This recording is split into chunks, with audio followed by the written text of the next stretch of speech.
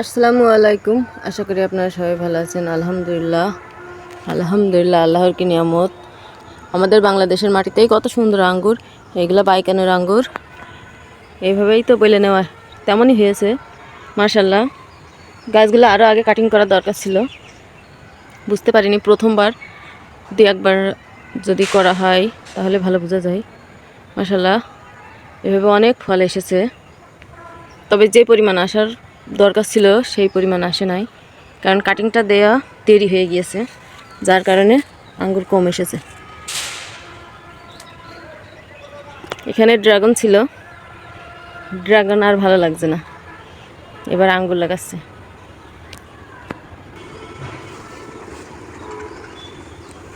নিচে আবার একানি লাগিয়েছে, আমি এখানে একটা খুঁটি রেখে দিয়েছি শসা, লাউ, পুঁইশাক লাগিয়ে দেওয়ার জন্য।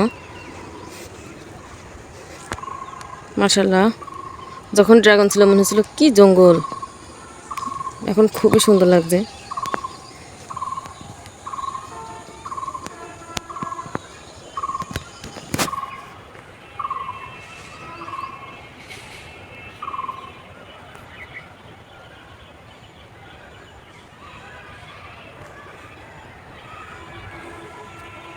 প্রত্যেকটা গাছে এইভাবে ফুলকি এসেছে, ফুলও এসেছে, ফুল সঙ্গে ফল হচ্ছে,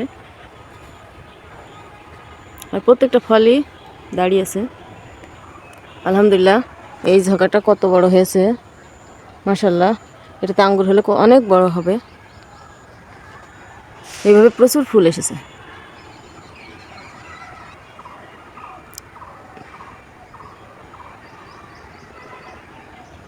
এই গাছটাতে অনেক এসেছে।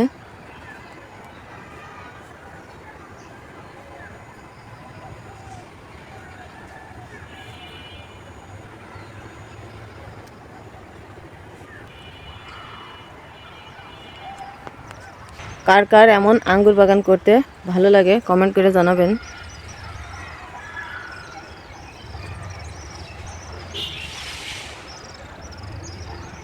এ হচ্ছে গ্রামের অপরূপ দৃশ্য।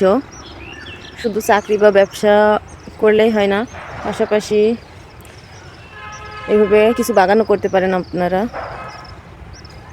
মাশাআল্লাহ, গাছগুলো কত সুন্দর হয়েছে। ওই সাইডে আমার ভাসুররা এখনও ড্রাগন রেখেছে, ওরা ওর ভিতরে লেবু লাগিয়েছে, কারণ ড্রাগনে প্রচুর খাটনি খরচ, যার কারণে ড্রাগনটা উঠিয়ে দিয়েছে।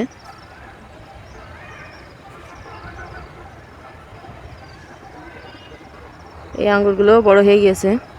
কার কার এমন বাগান করতে ভালো লাগে, দেখতে ভালো লাগে কমেন্ট করে জানাবেন।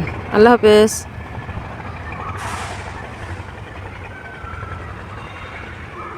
আসলে এই বাগানের ভিতরে আসলে মনটা জুড়িয়ে যায়।